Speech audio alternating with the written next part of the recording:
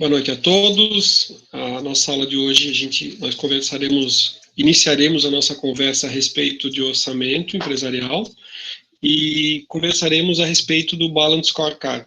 O conteúdo a respeito de orçamento nós vamos reforçar nas próximas aulas, a gente vai abordar, mas eu quero fazer uma prévia para que a gente entenda o porquê que a gente vai trabalhar a respeito do Balance Scorecard, a gente vai trabalhar o que é o Balance Scorecard, mas vocês vão entender todo o encaminhamento, né?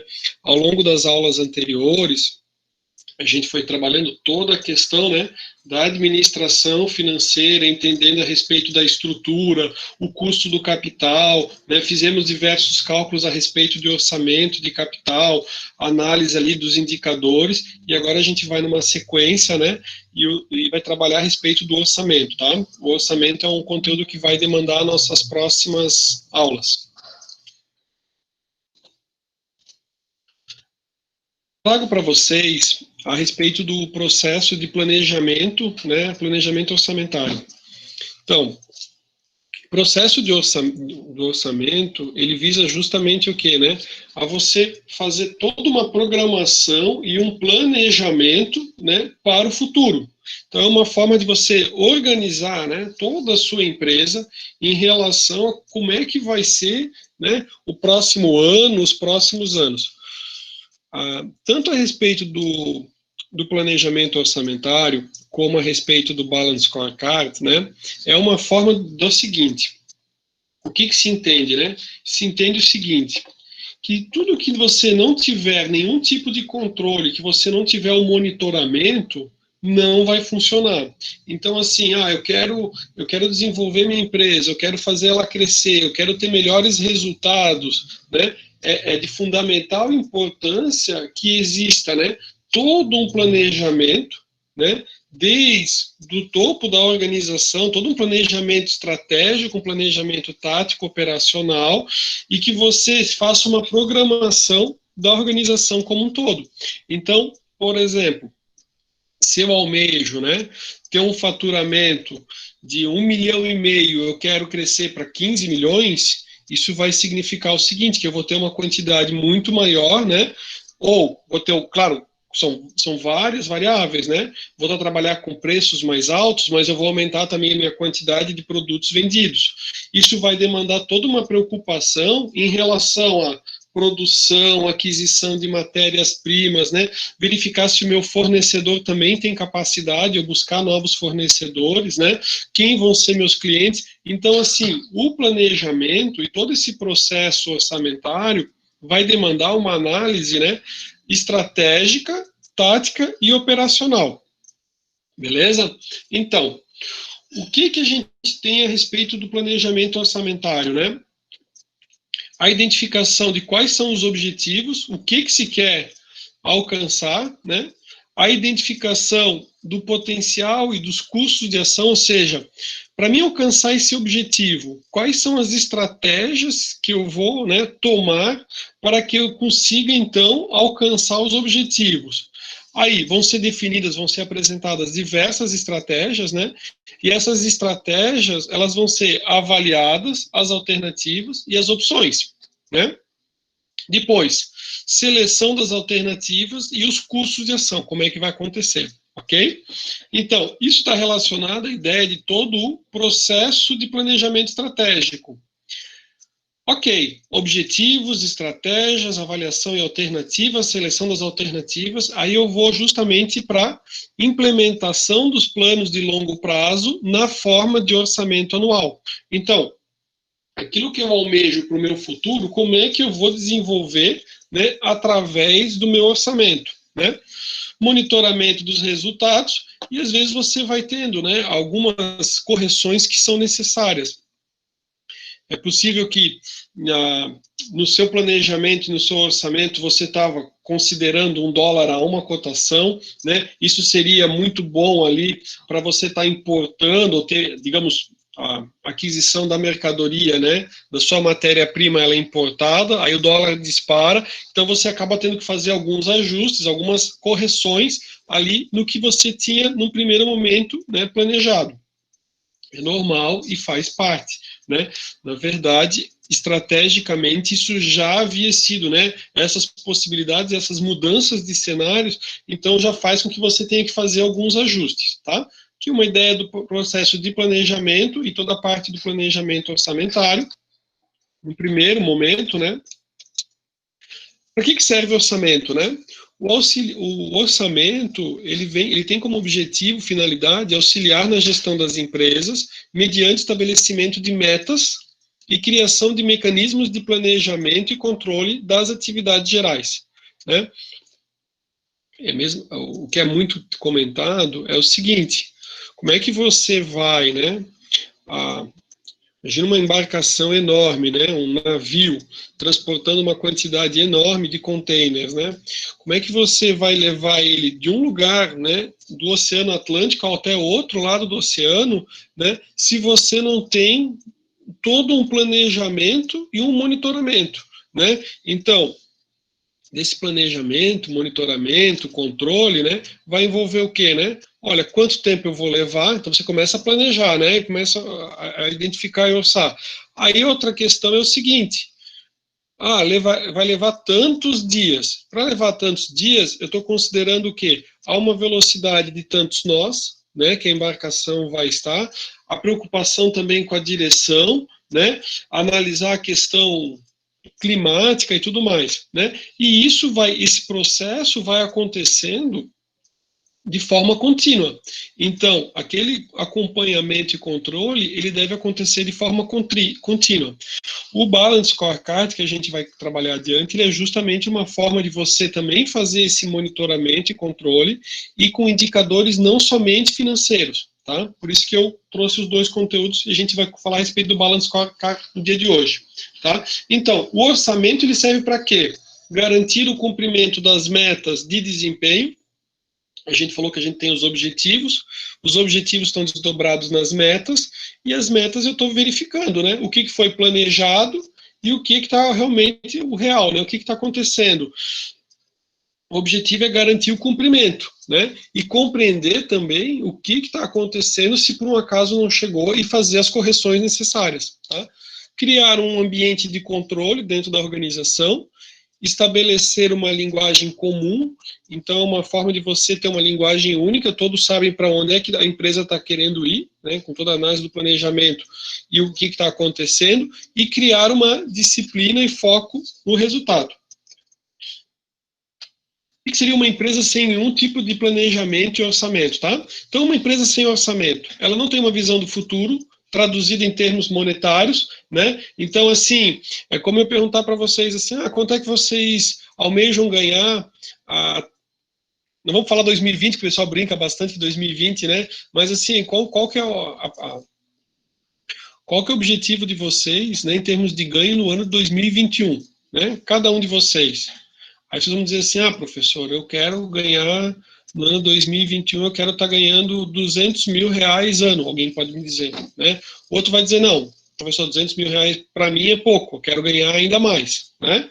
Ok, então assim, qual que é o caminho que vai fazer, né, alguém, né, que tem interesse de ganhar 10 mil reais por mês, alguém que queira ganhar, né, o valor que chegue no valor final anual de 200 mil reais no ano. Então, assim, se você não tiver orçado, né, talvez você verifique o seguinte: você tem uma limitação, né? Qual que é a limitação? Depende de cada um, né? Então, assim, para muitos, a limitação é tempo, né? O bem mais precioso que cada um de nós tem é o tempo. Se você trabalha por hora, né, para um empregador, na verdade você vai ver que se você demandar uma quantidade muito grande de serviço e você não delegar isso para ninguém, você não consegue dar conta, né? Se a gente for conversar, até saindo um pouquinho, né? Mas quem trabalha como empregado para ninguém, você conhece alguém que é empregado de alguém que ficou multimilionário como empregado? É mais difícil, né? Porque a pessoa trabalha por hora, né? E quem vai ter o grande tchan, ou vai ter o grande resultado, é quem, né, tem a ideia, coloca uma outra pessoa, coloca várias pessoas, né? Se você falar assim: eu quero organizar, e, digamos, o meu negócio e eu consigo realmente crescer, né? Como é que eu vou fazer? A partir do momento que eu vou ganhando, né, que eu tenho uma procura pelos meus produtos e meus serviços, eu consigo crescer, eu consigo contratar mais pessoas e eu consigo fazer o negócio fluir. E eu consigo, com tranquilidade, ganhar os 200 mil. Beleza. Essa é a ideia do orçamento, né? Então, assim, você quer chegar lá naquele resultado, atingir aquele objetivo, que é a ideia do planejamento. Como é que você vai fazer para que isso aconteça? Para mim chegar nesse patamar é o seguinte, a partir do momento que eu vou tendo uma procura maior, que eu vou aumentando as minhas vendas, então eu tenho que ter tantas pessoas. É toda uma ideia de planejamento, beleza? Então, uma empresa que não tem orçamento, né? Ela não conseguiu fazer essa tradução, essa visão do futuro em termos monetários, quanto que é necessário para conseguir alcançar, quanto que isso vai demandar. Também, né, não permite atribuir responsabilidade sobre o crescimento de vendas, redução dos custos. Só um pouquinho. Aqui. Redução dos custos, aumento da eficiência, uso mais racional dos recursos. A ideia é o seguinte, se eu tenho uma empresa totalmente com um excelente controle, eu digo assim, olha, eu quero melhorar meus resultados financeiros, eu quero melhorar a minha rentabilidade, o retorno que eu tenho, melhorar o retorno para o acionista. Como é que eu vou fazer? Eu vou ter um aumento nas vendas, só que eu também quero ser mais eficiente, né? Eu quero ter uma produtividade melhor. A partir do momento que você tem um controle, você consegue fazer o quê? Reduzir desperdícios, gastos, né? Uso mais racional dos recursos. As pessoas sabem o que tem que fazer, né? Quando não tem orçamento, né? As pessoas sabem o que tem que fazer, mas não sabem onde devem chegar. Então, de que forma, de qual é o caminho, né? Não une a empresa em cima de metas comuns, não permite avaliar com objetividade o desempenho das áreas e dos executivos, e a empresa não cresce organizadamente, tá? Por isso que o orçamento é tão importante. Então, assim, as etapas do processo orçamentário, né? Ele todo inicia, né, de um planejamento estratégico. Esse planejamento estratégico, né, ele é desdobrado, né, no plano anual, né? Também tem o orçamento de capital. O orçamento de capital foi justamente, né, quando a gente trabalhou a respeito, né, ou para fonte de captação de recursos, né, e também para fonte de aplicação de recursos, para justamente verificar a viabilidade, tá? Premissas macroeconômicas e setoriais, porque é importante que nesse processo, né, você consiga compreender o ambiente que você está, né, e como esse ambiente, alterações, por exemplo, numa legislação, que ela mude por completo o que era permitido e a partir de um determinado momento possa não vir a ser, né? Ou alguma situação onde haja uma alteração ali tributária, aumente algum valor. Então, assim, né? Assim como questões mais, né? Alteração no IPI, nós tivemos momentos, né? Onde o governo quis muito incentivar, né? A economia. Então, o que foi feito? Vamos fazer o seguinte, vamos reduzir o IPI para aumentar ali a venda dos veículos, né, veículos novos. Vamos reduzir o IPI ali para que a gente consiga aumentar ali o consumo, né, dos clientes, pessoas físicas, aquisição de eletrodomésticos, linha branca, geladeira, para justamente tentar movimentar a economia.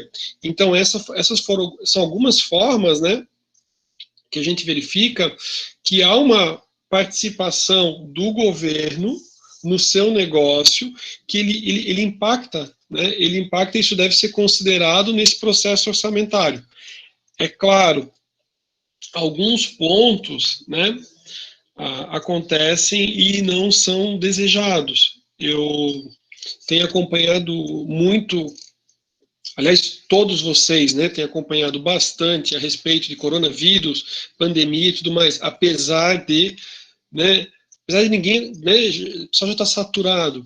Mas, por exemplo, tem um profissional, um empresário lá fora, e esse empresário ele é muito forte no mercado imobiliário, tá? Ele tem em torno de 250 milhões, patrimônio pessoal dele é em torno de 250 milhões de dólares.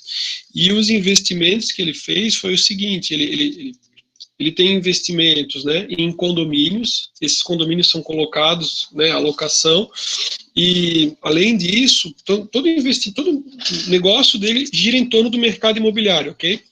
Desse investimento no mercado imobiliário, ele foi para investimento em hotéis. Então, ele tem 9 hotéis, né, nos Estados Unidos, possui 9 hotéis. Só deixa eu permitir a Gabriela aqui. Ele possui 9 hotéis, né, e, além disso, lá nos Estados Unidos a gente vê muito, tipo a ideia é como se fosse um shopping center, só que ele é um shopping center térreo, assim, é tipo um mall, né, que a gente chama de mall, aqui eles botaram tipo, como tem o de Tijucas ali, tipo o outlet, assim, né, um mall, né, e ele tem diversos desses. O que aconteceu com a pandemia, né, no mundo inteiro, o que foi determinado, né, que os hotéis teriam que ficar fechados, então ele disse assim, ó, que lá fora, né, que ele passou um período que era justamente, né, aquele período de férias ali, que ele teria um movimento gigante, ele disse assim, ó, eu perdi um faturamento, né, de $1 milhão em cada um dos hotéis. Esse momento que eu estaria, eu teria $1 milhão em cada um dos hotéis. Aí o cara perguntou qual que é a sua situação atual, né? Ele falou assim, ele contou de 6 hotéis, né? Ele tem 9, mas de 6, alguns eles estão em reforma, né? Daqueles 6 hotéis, então ele tem uma estimativa de prejuízo de 12 milhões. Ele tinha mais de 600 funcionários, ele mandou os funcionários embora, ficou só com os funcionários, os que eram essenciais para conseguir, até para uma questão de segurança, e além disso, agora é claro que muitas coisas estão voltando, né? E além disso, né, ele tem todo o crescimento dele, em boa parte, está baseado em financiamento bancário. Então, ele tem os financiamentos, né, bancários para cumprir, e ao mesmo tempo ele perdeu toda a receita dos hotéis, e algo que a gente tem, isso que eu estou falando lá fora é o mesmo que a gente tem aqui, né?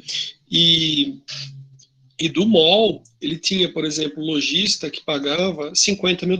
Então, assim, só um lojista pagava $50 mil, né, por mês, ok?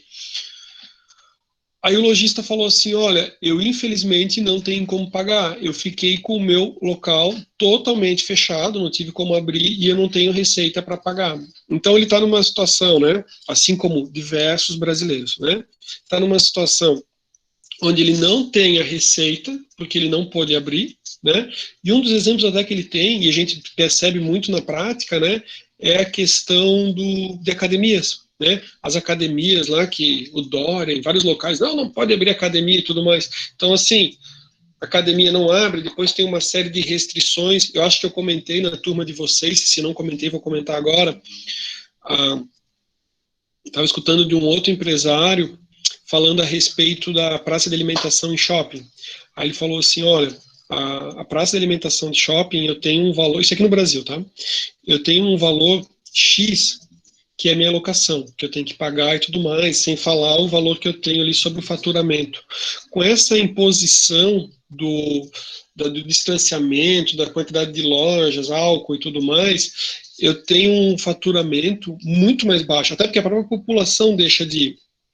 E ele falou assim, olha, a verdade é o seguinte, a verdade é que, né, seria muito mais vantajoso eu não ter mais o meu negócio no shopping. Só que ele está amarrado no contrato, né? Então, assim, o que aconteceu? Por que eu estou falando dessas premissas macroeconômicas, setoriais e essa questão da pandemia? Porque às vezes você tem a participação do Estado ou a interferência do Estado de forma involuntária no seu negócio, né? Então, assim, ó, aquele empresário, e muitos nem imaginavam isso, tá? Isso não estava em nenhum planejamento de ninguém. Mas assim, ó, você tem o seu negócio, aí de um momento para o outro, tem a situação da pandemia, então você não pode abrir seu negócio, mas você tem as suas contas, né? Então, assim, ó, o que nós tivemos? Vou dar o meu exemplo, pessoa física. Todos os tributos que eu tinha que pagar, continuo pagando. PVA do meu carro passou, paguei, né? Os financiamentos, digamos assim, eu tinha financiamento, né? Financiamento também estou pagando normal, tá? Eu tenho amigos que têm FIES, né? Conhecidos que nem de vocês têm FIES, mas que já estão pagando, né? Não estão naquele período de carência, também estão pagando normal, né? Só que o governo, ele disse assim, ó, por exemplo, aquele investidor, né, o cara que é um empresário no setor do mercado imobiliário, ele disse assim, ó, tenho que pagar os bancos.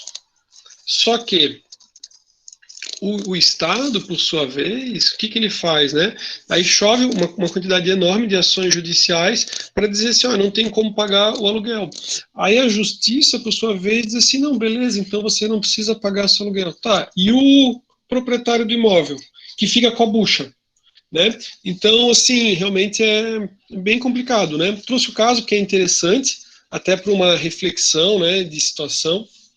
Muitos negócios, a gente vê que estão tendo uma mudança grande, muitas coisas já mudaram e vão mudar.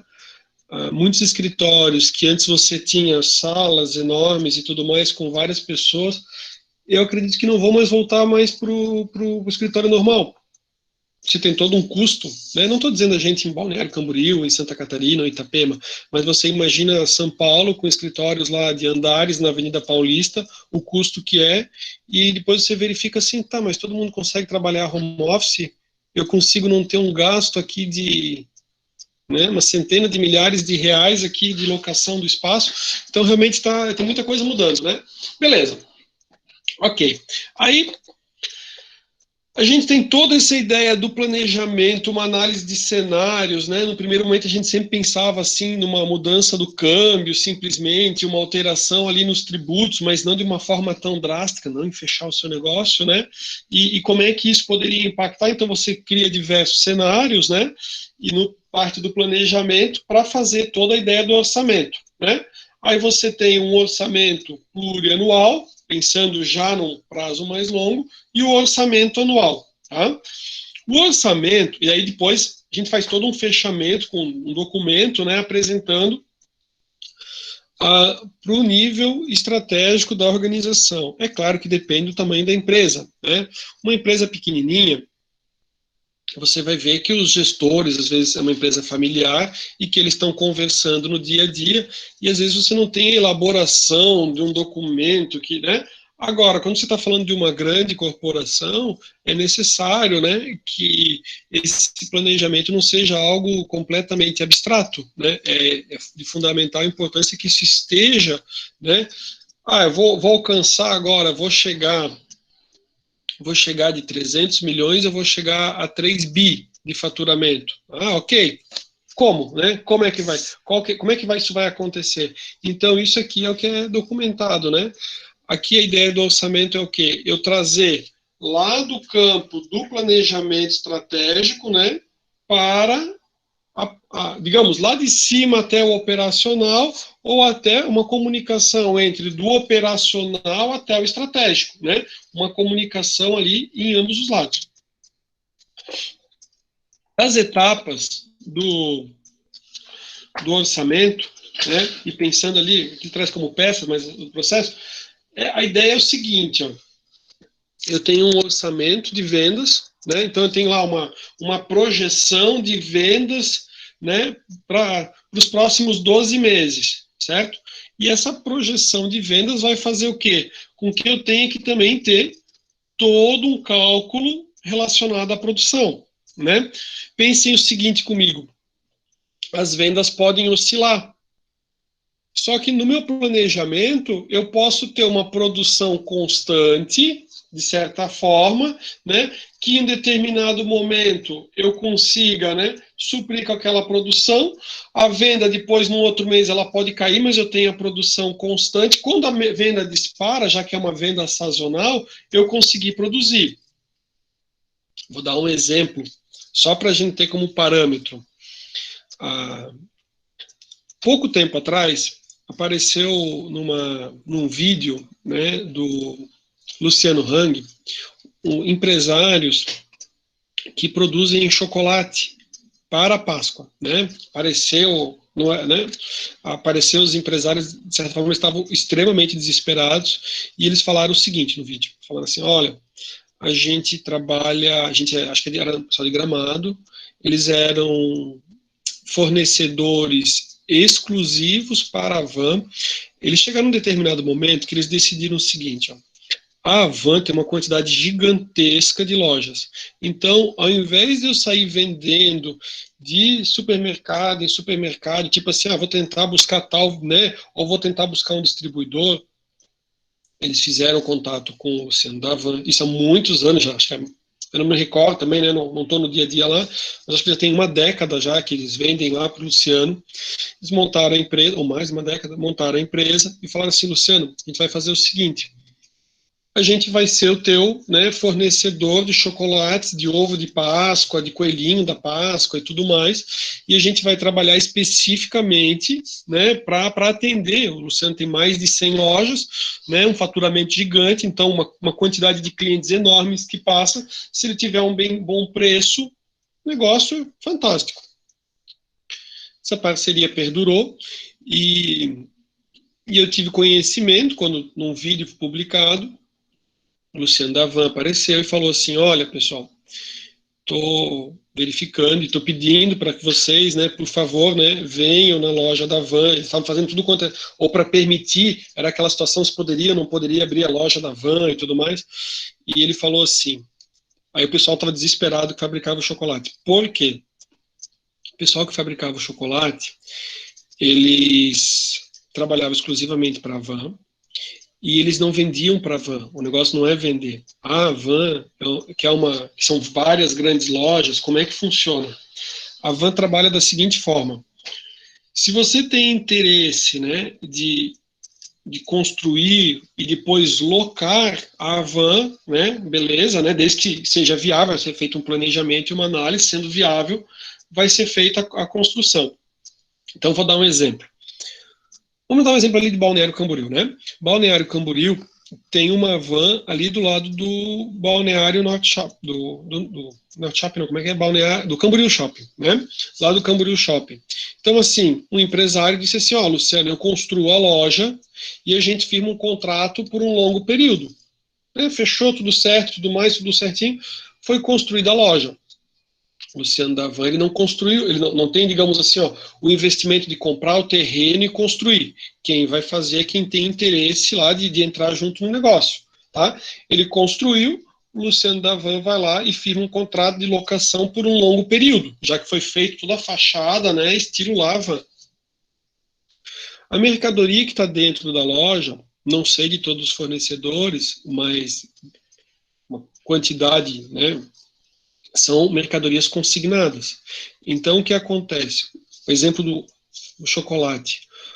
O fabricante do chocolate, ele fez toda a sua produção, e vocês sabem que o ovo da Páscoa, né? Ninguém compra ovo da Páscoa no Natal, ninguém compra ovo da Páscoa no Dia das Mães para dar para a mãe, nem o coelhinho, né? Nem no Dia dos Pais em agosto, né? É para uma data específica. O produtor, ele fez toda aqui, ele fez toda a sua produção durante um longo período, porque você tem um maquinário, você tem uma capacidade produtiva, tá? Então, assim, ele fez toda a capacidade produtiva dele, foi produzindo para atender as lojas da Havan. Esse fabricante, ele só trabalha para o período da Páscoa. Ele produz durante décadas, ele só fabrica, né, chocolates especificamente para um único cliente, que é o Havan, né? Toda a mercadoria, ela não é vendida para a Havan, ela fica em consignação. Consignação é o seguinte, Luciano lá, né, Luciano que eu digo, né, porque é a figura que a gente tem lá como proprietário da Havan, né, Luciano vendeu, paga o chocolate. Luciano não vendeu nada, ficou tudo fechado na pandemia. Luciano devolve todos os chocolates e o cara quebrou. Digamos, quebra, né? Todas as pessoas que trabalhavam lá na fabricação de chocolates também ficam naquela situação, porque o cara estava desesperado que não sabia se ia conseguir pagar ou não os funcionários e pagar as despesas e as contas dele, tá? Então, assim, o que aconteceu, né? No final, acredito eu, graças a Deus, deve ter dado tudo certo, que as lojas do chocolate Havan abriram. Quanto foi vendido de chocolate, não sei, né? Mas daí conseguiram, né? Deve ter tido um prejuízo grande, porque as pessoas realmente elas diminuíram ali a ida nas lojas, né? Mas parece que deu tudo certo aos termos de vender. Mas o que eu quero trazer para vocês é que, assim, o fabricante de chocolate, por exemplo, ele tem uma programação do que ele vai vender e ele tem um orçamento de produção. ele tem uma quantidade X de produção, né? Ele não vai, digamos assim, ó, botar todo mundo para produzir num mês, e no mês seguinte ele vende, aí o resto do ano, não tem movimento. Não. Então ele tem uma programação, de certa forma, né? Não tão grande, não capaz de atender as vendas da Páscoa especificamente, mas ele consegue fazer tudo para atender as lojas. Então, eu tenho todo um orçamento de vendas, um desdobramento do orçamento de produção, né? Essa produção vai demandar matéria-prima, né? Então, orçamento de compras, orçamento de estoques, mão de obra necessária, né? Custos indiretos de fabricação, orçamento das despesas de vendas, comissionamento, como é que vai funcionar, equipe própria, equipe terceirizada, orçamento de despesas gerais administrativas, orçamento de despesas financeiras, orçamento de capital, né, que envolve todo aquele cálculo de VPL, TIR que a gente fez, demonstração de resultado orçada, demonstração de lucros retidos orçados, orçamento de caixa e balanço patrimonial orçado. Então, como eu conversei, né, tudo se trabalha hoje em dia com sistemas, aqui a gente está trabalhando a empresa como um todo, né, cada um do seu departamento, da sua mesa, do seu, né, fazendo todo o planejamento, que é o seguinte, ó, se eu te apresentar isso aqui de vendas, né, o gerente responsável pela produção, como é que tu vai fazer? Aí o gerente da produção vai se programar para conseguir o quê? Atender aquelas vendas de janeiro a dezembro, né? Como é que ele vai fazer para que isso aconteça? Em contato com o departamento de compras vai fazer todos, né? E você monta daí, então, né, o orçamento de uma forma geral, tá? Ele é bem interessante, é de fundamental importância, né? Todas as empresas, né? Todas as empresas médias e grandes, elas têm, né, esse levantamento, e, claro, mais bem detalhados, mas mesmo uma pequena empresa, mesmo uma fabriqueta, ela tem esse planejamento, tá? Eu já comentei com vocês em outros momentos, né, que eu trabalhei numa tinturaria industrial, né, e na tinturaria a gente tinha todo um planejamento. Então, assim, ó, eu já tinha, né, a informação, não para os sistemas, tá? Até porque o que acontece? Se eu tivesse o sistema, eu ia alimentar o sistema eletrônico, né? A gente tinha uma programação, era arcaico, até se a gente for pensar, né? Eu estou falando na década de finalzinho de 90 para os anos 2000, né? Mas a gente recebia o quê? Toda uma programação do que a gente ia ter, né, de serviços dos clientes, porque os clientes já tinham já uma programação do que eles iam precisar, e a gente já tinha o quê? Toda a matéria-prima que era necessário e já tinha esquematizado como é que ia funcionar a produção. E daí, eu já sabia também, né, que, por exemplo, eu teria que ter a necessidade de ter o terceiro turno, ou não, né? Então, assim, ó, eu tenho uma produção e a produção está gigantesca. Eu tenho a necessidade de ter o terceiro turno, né? Então, isso vai demandar pessoal, né? Demanda treinamento. Se você não tem a equipe treinada, vai demandar treinamento. Então, você vai fazer todo esse planejamento. Não tem como você querer crescer de um faturamento de 300 milhões para 3 bilhões, né? E você não pensar nesse plano aqui como um todo. Professor, eu vou automatizar? Aí depende, né? Aí depende da situação ali de cada um, tá? Mas, de forma geral, como acontecia, né? Professor, se eu for automatizar. Beleza, se você for automatizar, você vai fazer todo o orçamento, né? E daí você não vai contar ali com algumas pessoas, você vai o quê? Realocá-las, né? Mas isso vai fazer parte do seu planejamento também. Aqui, a respeito do fechamento do orçamento, o que eu tenho é assim, ó, uma ideia, né? Que nem eu fiz aqui, ó, todas as peças do orçamento. Aí eu tenho fechamento de primeira versão, análise, né, pelas as várias áreas envolvidas. Então, assim, todos os gerentes ou diretores, né, do tamanho da empresa, né?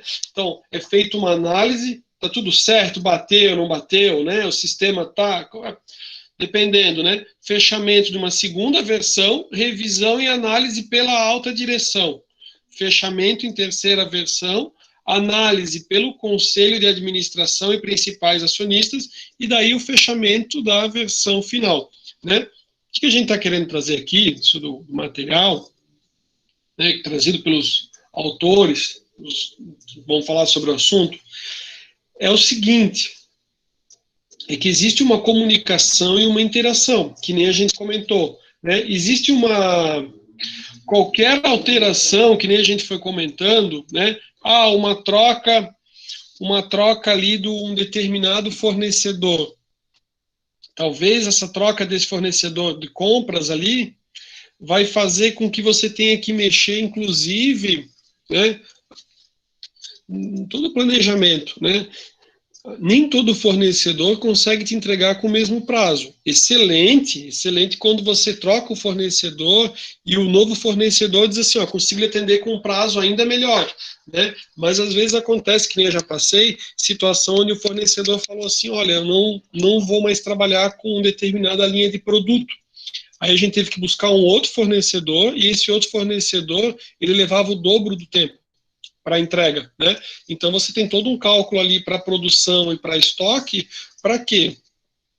Voltando para o caso da tinturaria industrial.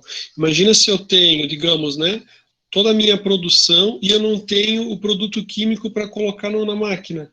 Eu não consigo produzir, eu não consigo gerar o faturamento, né? Beleza? Ah, professor, e se eu tenho uma quantidade muito grande? Aí vem aqui a análise de qual que é o melhor equipamento, né, investimento, compras de máquinas, dependendo, né, uma aquisição de uma nova filial numa outra localidade, né? Por isso que todo o nosso assunto envolve uma ideia de planejamento estratégico. Anos atrás foi comentado o seguinte, se dizia, né, que era muito difícil vender carne para fora do país. Uma empresa brasileira conseguir comercializar produtos, né, relacionados com carne, coisa e tal, lá fora, que tinha toda uma regulamentação e tudo mais, né. Isso é uma revista de negócios, né, infelizmente, a notícia que a gente teve depois também não era tão agradável, que depois a gente pensa assim, pô, o cara é um baita empresário, né, aí depois você descobre que ele estava envolvido, assim, com um monte de dinheiro que ele recebeu do BNDES, coisa e tal, política também, né? Então, infelizmente, né, não foi tão bonita a história do cara. Mas na época saiu o seguinte: o que aconteceu? Como existia uma dificuldade muito grande de colocar os produtos lá fora, nos Estados Unidos especificamente, o que os brasileiros aqui fizeram? Eles foram lá e compraram a fábrica nos Estados Unidos. Tá? Então, assim, era uma forma muito mais fácil, porque daí a empresa era uma empresa americana que estava comercializando e conseguiram fazer, né? Então, conseguiram eliminar uma barreira que existia. Então, isso faz parte, quando a gente está analisando, né? Ah, eu vou comprar uma filial, então eu quero crescer lá minhas vendas nos Estados Unidos. Né? Ah, então vou colocar mais máquina? Não, a gente está com outro problema. Faz parte de um planejamento, né? Um planejamento mais amplo, um planejamento estratégico. Falamos aqui dos diversos fechamentos, né? E para a gente finalizar, o que a gente vai abordar a respeito de orçamento no nosso encontro de hoje, né? O orçamento ele tem, né? No final dele, a versão, né? Eu tenho lá o índice, né? O sumário executivo, resumo, né? Do que vem a ser a introdução, a síntese do planejamento estratégico, as premissas orçamentárias para que fossem, né, o que foi tido como base, como premissa para o desenvolvimento, demonstração de resultado orçado, vocês viram aquela peça, balanço patrimonial orçado, demonstração de fluxo de caixa orçado, demonstração de lucros retidos orçados, né, e outros relatórios auxiliares, certo? Então, nesse momento de hoje, nessa conversa inicial a respeito do orçamento, o que eu quis trazer, né? A importância do orçamento, as diversas peças que compõem o orçamento, né? Comentada a importância do entrelace de um com o outro, para que você faça, digamos, consiga fechar o planejamento, né? A finalidade, né? Nós vamos agora, né, fazer a nossa pausa. Após a nossa pausa, a gente vai conversar, né, sobre um outro tema, que é o Balance Scorecard, né? E nas nossas próximas aulas a gente vai aprofundar aqui a respeito dos orçamentos, espécies de orçamentos também, tá? Vou parar a gravação agora e a gente vai conversar e a gente vai fazer nossa pausa. Valeu.